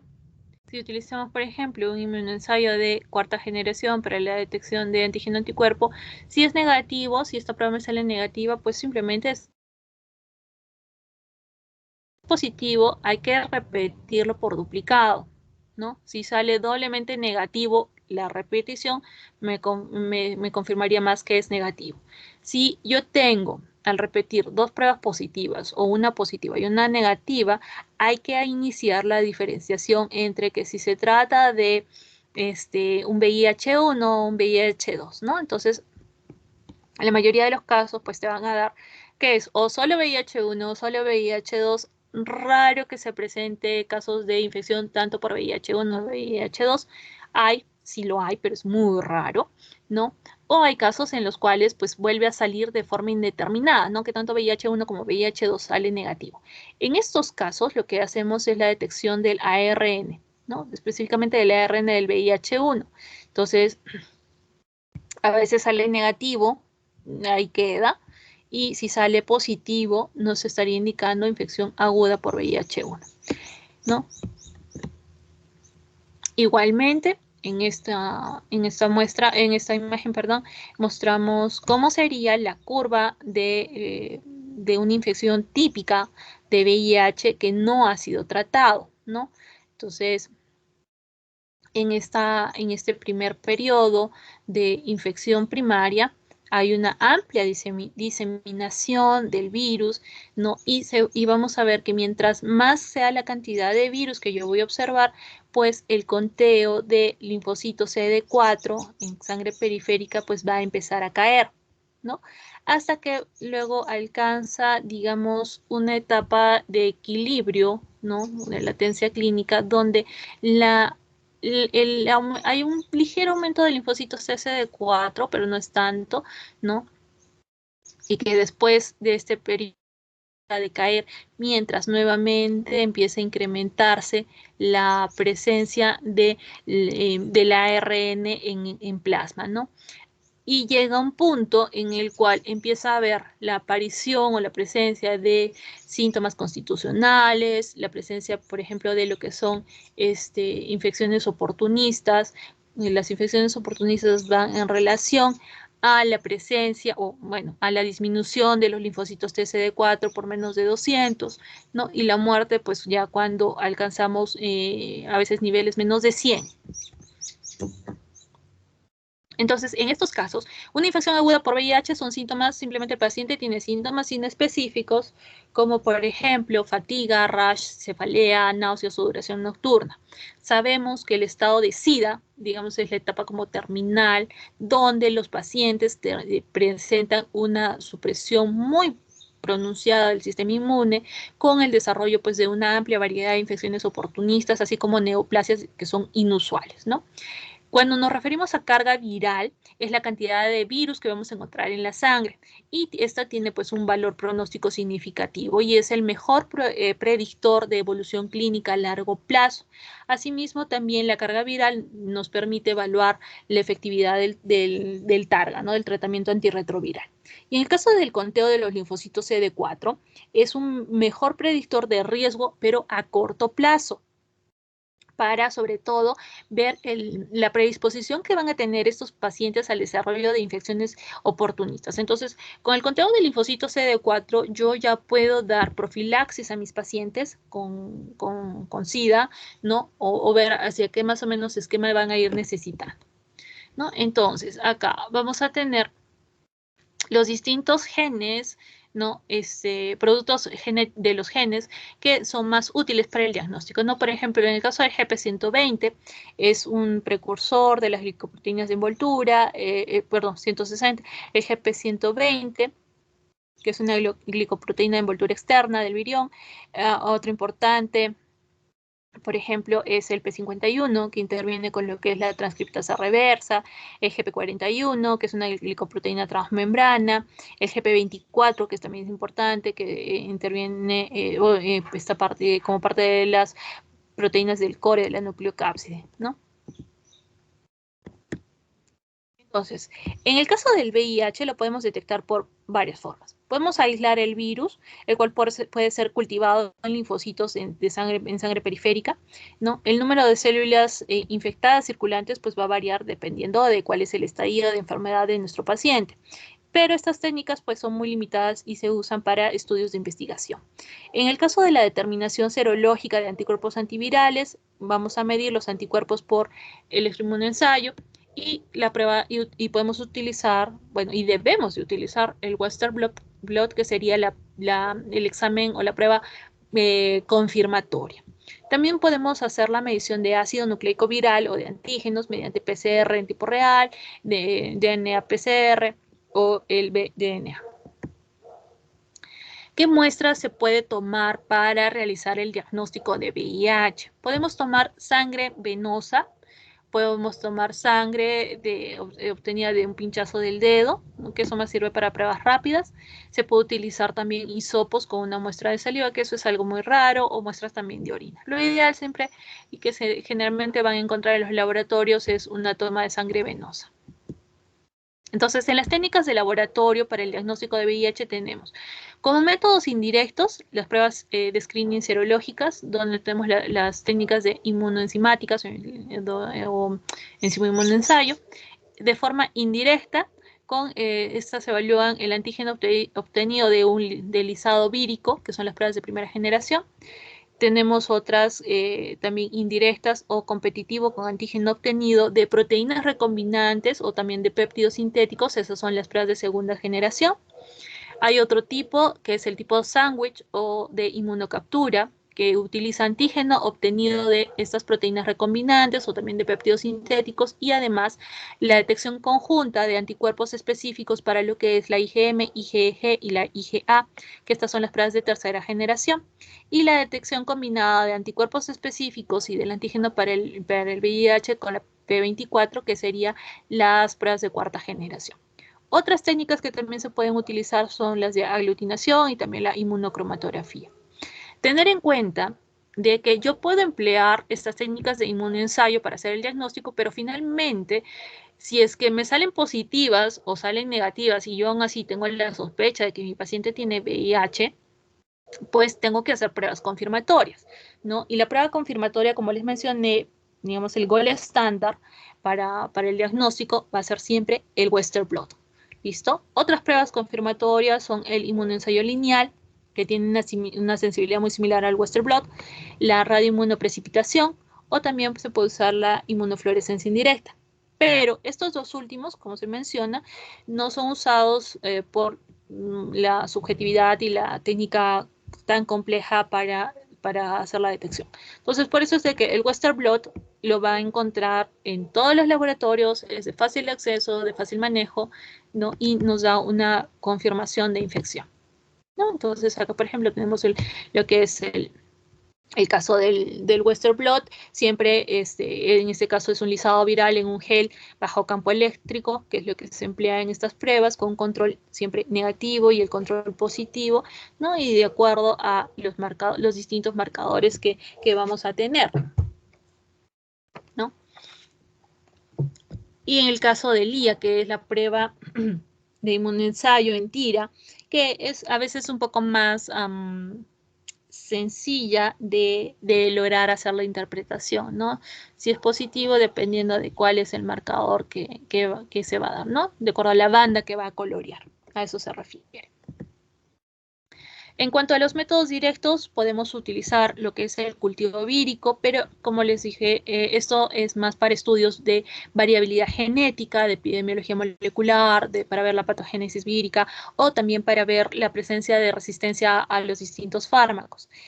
Este cultivo va a ser positivo, más que nada cuando se observan los efectos citopáticos o cuando detectamos la formación de productos víricos, como es el caso del antígeno del P24 o de la presencia de la transcriptasa inversa. En el caso de la detección de la antigenemia, acá evalúa lo que es el antígeno P24, ¿no? Este antígeno P24 que está en la cápside del VIH, que es un marcador precoz de infección aguda por VIH. Entonces, muchas veces, si deseamos hacer una detección temprana, lo primero que podemos analizar pues es este antígeno P24, ¿no? Y su presencia pues va a variar por la formación de anticuerpos que lo van a ir inactivando, ¿no? Obviamente al inicio de la infección todavía tenemos una respuesta inmune que intenta de alguna forma controlar la infección, pero después esto se sale de control. En cuanto a la detección molecular del ADN provírico y del ARN vírico, podemos emplear lo que es el PCR, ¿no? La reacción en cadena de polimerasa, o ver lo que es el bDNA, que es el ADN ramificado, o también ver lo que es la amplificación basada en la transcripción, o también conocida como el NAPSA, ¿no? En caso de las técnicas moleculares, pues son necesarias para en el reconocimiento de fragmentos del genoma del virus. Entonces, como les mencionamos, bueno, en el inicio, en relación a lo que es la carga viral, para la cantidad, esta carga viral me permite conocer la cantidad de virus que se encuentran presentes en el plasma. Esta va a ser analizada mediante las pruebas de PCR en tiempo real, y cuando yo solicito un análisis de carga viral, esta me permite dar un diagnóstico de infección aguda en el caso de que haya un diagnóstico de transmisión materno-fetal, también para ver la respuesta o la monitorización del tratamiento antirretroviral y para valorar el riesgo de transmisión, ¿no? Entonces, lo interesante es en el tratamiento, en el TARGA, lograr pues una baja carga viral, ¿no? Casi indetectable. En cuanto a la valoración de las distintas pruebas diagnósticas, lo que es la sensibilidad, pues se refiere a la capacidad que tiene una prueba diagnóstica para detectar los que tienen la condición buscada en una población, es decir, los verdaderos positivos, ¿no? Y en cuanto a la especificidad, es la capacidad que tiene la prueba para detectar los que no tienen la condición que se busca en una población, es decir, los que son verdaderamente negativos. Pero sabemos, ¿no? Obviamente, de que a veces pues hay falsos positivos o falsos negativos. Entonces, ¿cuáles son o a qué se debe la presencia de los falsos positivos? A veces por errores de extracción o de identificación, porque pacientes presentan anticuerpos frente a distintos antígenos HLA. En cuanto a alteraciones relativas al suero, ¿no? El aspecto lipídico, la hemólisis, la contaminación microbiana del suero, la inactivación del suero por acción del calor. Por ejemplo, pacientes con enfermedades autoinmunes también me pueden dar falsos positivos, mujeres multíparas, pacientes que han recibido en múltiples oportunidades transfusiones sanguíneas o que son sometidos a hemodiálisis, pacientes que tienen infecciones por otros tipos de virus como es el papiloma o el herpes. Individuos que de repente recién han recibido la vacuna contra hepatitis B, pacientes que han recibido vacuna contra hepatitis B o frente a la gripe. Ahora, En el caso de los falsos negativos, igualmente, ¿no? Si hay errores al momento de la extracción o de la identificación, si de repente mi paciente se encuentra en un periodo de ventana, que es el periodo antes de la aparición de los anticuerpos, cuando de repente el paciente tiene una insuficiente producción de anticuerpos, que esto se va a dar principalmente porque tiene una terapia inmunosupresora prolongada, porque de repente son sometidos a trasplantes de médula ósea o porque tienen alguna disfunción de linfocitos B, pacientes con neoplasias, con plasmaféresis o tratamientos de exsanguíneo-transfusión, cuando hay una respuesta anómala ante la infección por VIH, cuando hay infección por los tipos de VIH no detectables por los antígenos, que están incluidos en las distintas pruebas de laboratorio que les hemos mencionado, y cuando hay fallas en el principio técnico o en el proceso de la fabricación del equipo diagnóstico. Entonces, ¿cuáles son los criterios de positividad? Según la Organización Mundial de la Salud, debe haber reactividad frente a 2 glicoproteínas, ya sea la GP160, la GP120 o la GP41. Según la Cruz Roja, a veces solamente toma reactividad a una proteína de cada gen estructural, ya sea el gen M, el GAP. Según el Consorcio de Estandarización de Serología de Retrovirus, una banda, o sea, reactividad para una banda de glicoproteína más una banda de no envoltura. Y según el CDC, ¿no? Es muy similar a veces a lo que manda la OMS, la presencia de 2 bandas de ya sea el P24, el GP41 y el GP160, GP120, ¿no? Ahora, hay causas que son indeterminadas, ¿no? Que de repente no se puede pues, indicar a ciencia cierta mediante los exámenes si tiene o no la infección.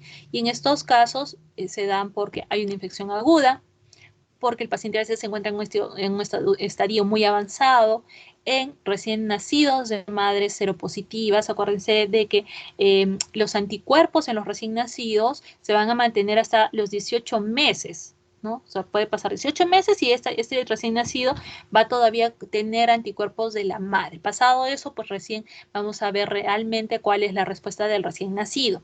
En el caso de mujeres embarazadas, puede haber reacción cruzada con otro tipo de retrovirus, sueros que están inactivados por el calor, pacientes que tienen el factor reumatoide positivo o que también tienen múltiples transfusiones.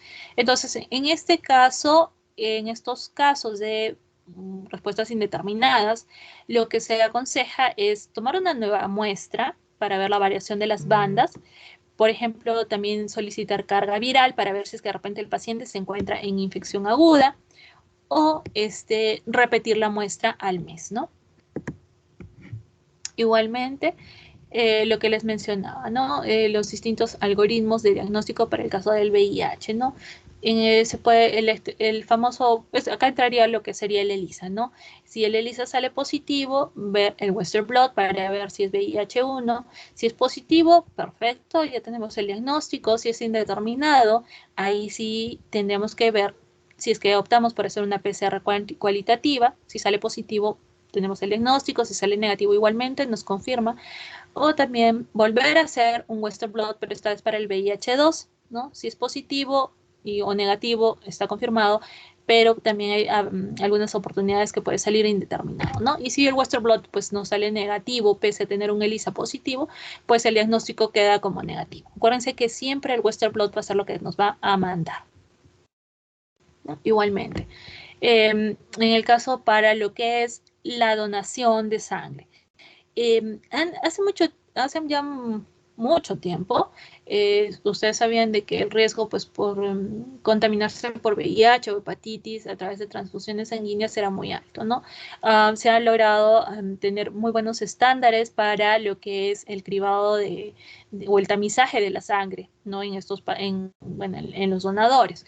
Entonces, siempre donar sangre no es simplemente voy al banco de sangre y digo, voy a donar, voy a dejar mi sangre y feliz. No, primero que nada, los donantes van a pasar se les hace una serie de preguntas, ¿no? Desde cuándo inició sus relaciones sexuales, cuántas parejas sexuales ha tenido hasta la fecha, porque si tienes más de cierto límite, cierto número de parejas sexuales, pues simplemente quedas descartado.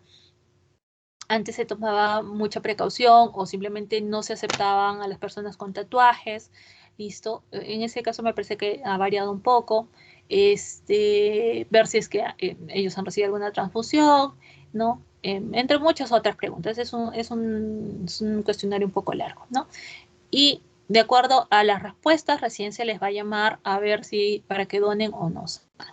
Y esa sangre tiene que pasar por una serie de pruebas antes de que pueda ser, bueno, ya colocada dentro del banco.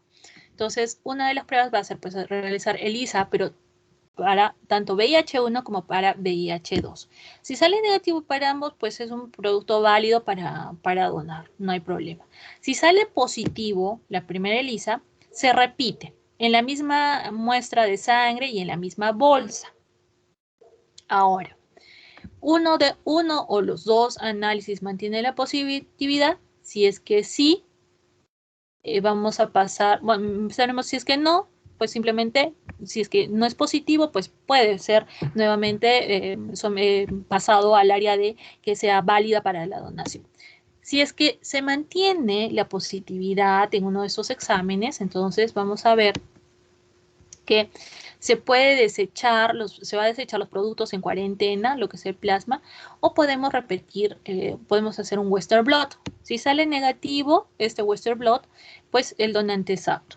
Si sale indeterminado o sale positivo este Western blot, entonces obviamente pues el donante no va a ser apto, se pasa a la destrucción de todos los componentes sanguíneos de donaciones anteriores, tenemos que comunicar al donante y brindarle asesoría o consulta médica, ¿no? Para que sepa cuál es su condición. Importante que cuando tenemos pacientes con VIH se conozca cuáles son las infecciones a las cuales está más predispuesto y que estas se van a manifestar cuando el paciente alcanza el estadio de SIDA. No, vamos a ver que hay distintas infecciones. Por ejemplo, por hongos, las más comunes son candidiasis de distintos tipos, la coccidiomicosis de tipo extrapulmonar, la criptococosis, histoplasmosis, lo que es Pneumocystis jirovecii, antes conocido como Pneumocystis carini. Pueden estar predispuestos a parásitos como la criptosporidiosis, la isosporidiosis o estrongiloidosis o toxoplasmosis, ¿no? En estos casos se darán cuenta que las diarreas acá se presentan por más de un mes. No, en el caso del toxo, pues afecta a órganos internos. Las neoplasias, pues, hemos visto ya sarcoma de Kaposi, digamos que es una de las neoplasias más características de los pacientes con SIDA, distintos tipos de linfoma no Hodgkin, ya sea, por ejemplo, el inmunoblástico, el linfoma de tipo Burkitt o el linfoma primario de cerebro. En el caso de las mujeres, un cáncer de cervix por invasor, por BPH. Bacterias también pueden ver afectadas por Mycobacterium tuberculosis. Más que nada se ven afectados por Mycobacterium avium o de complejo avium o Kansai.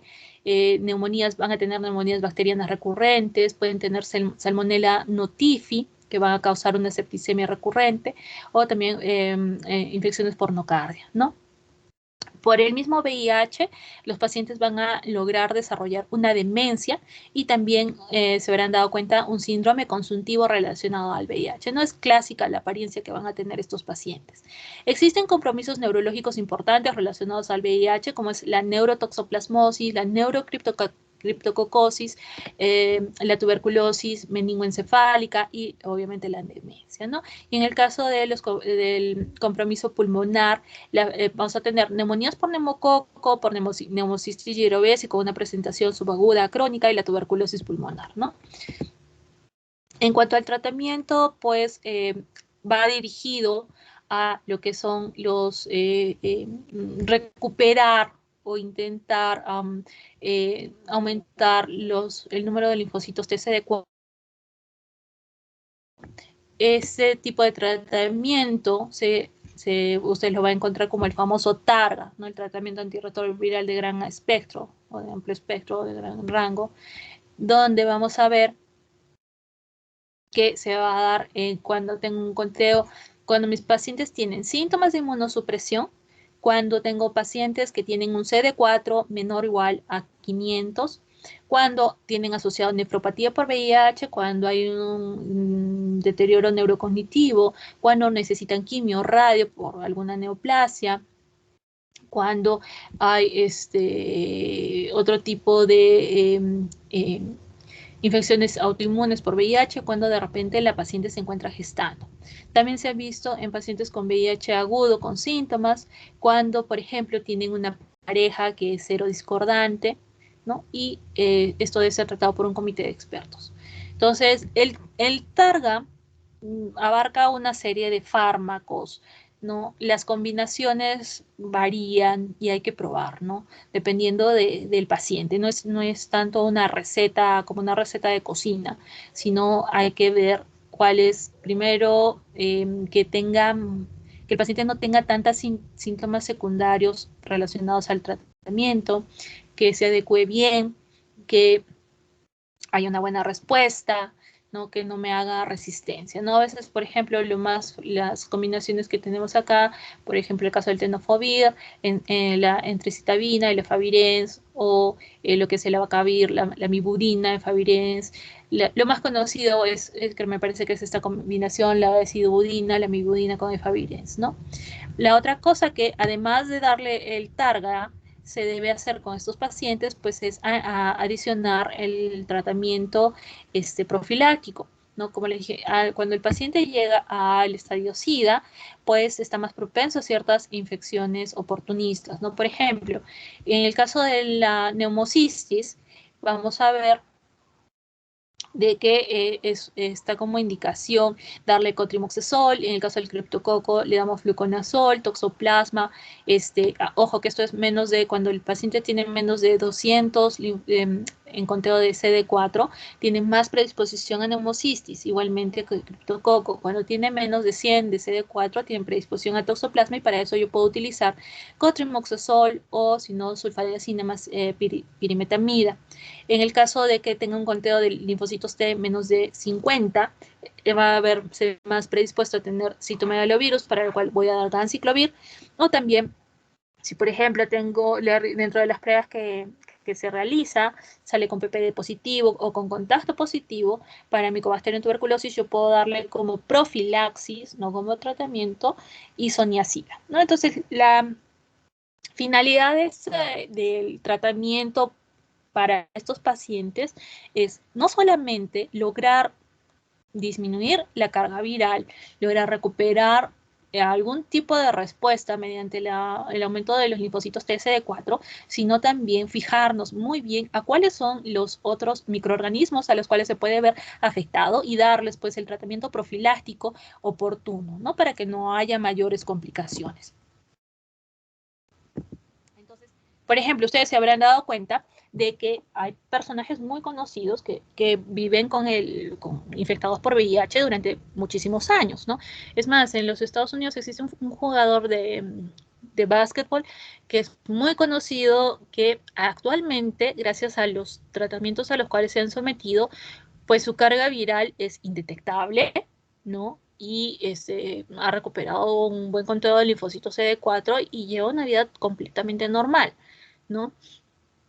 Obviamente que esos tratamientos pues son caros, ¿no? Muchas veces los nuevos tratamientos pues no están a disposición.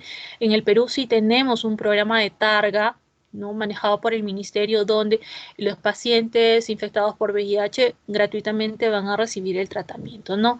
A veces sabemos que en nuestro sistema de salud pues a veces no vamos a encontrar todas las medicaciones más adecuadas, pero se intenta, ¿no? Ojalá es que mejoren los siguientes años. Y lo más importante es que esta pandemia que fue en los inicios de los 80s, listo, que se creía que inicialmente era transmitida por solamente homosexuales, el conocimiento que hemos tenido de este virus, con todas las transformaciones que ha dado, ¿no? Nos ha permitido ahorita tener una amplia medicación para darle a los pacientes, un amplio soporte para que puedan vivir durante muchísimo tiempo, llevar una vida lo más normal posible, ¿no?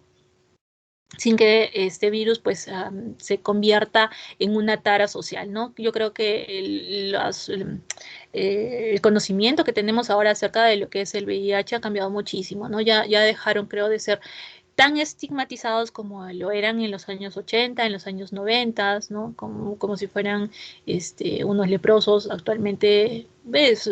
Se pueden desarrollar de forma normal y sabemos que uno no se contagia pues dándole la mano a un paciente con VIH o compartiendo un vaso, ¿no? Eso ya son cosas del pasado, ¿no? Y lo importante es también hacer prevención, ¿no? Prevención en los grupos de riesgo. Los homosexuales siguen siendo un importante grupo de riesgo, pero creo que esa población ya conoce muy bien cómo cuidarse, ¿no? Igualmente otro grupo de riesgo van a ser, por ejemplo, de acuerdo a la profesión, las trabajadoras sexuales o aquellas personas pues que trabajan, digamos, moviéndose constantemente de pueblo en pueblo, ¿no? Porque no tienen una vida estable, ¿no? Igualmente las personas que usan drogas parenterales también son otro grupo importante de riesgo. Es más, en los Estados Unidos me parece que en Los Ángeles existe un programa de intercambio de jeringas, ¿no? Para intentar controlar la diseminación de la infección. Muchos de estas personas dejan la jeringa que están usando y reciben jeringas nuevas, ¿no? Sabemos que muchas veces no se puede controlar la adicción, pero podemos evitar de que contagien no solamente VIH, sino otro tipo de enfermedades de transmisión parenteral. ¿Correcto? Igualmente ahí les he dejado unos videitos interesantes acerca de lo que es el VIH. Muy bien, chicos. ¿Alguna consulta en relación a este tema, a estos temas? ¿Está todo claro? Creo que hemos avanzado bastante, ¿no? Hoy día.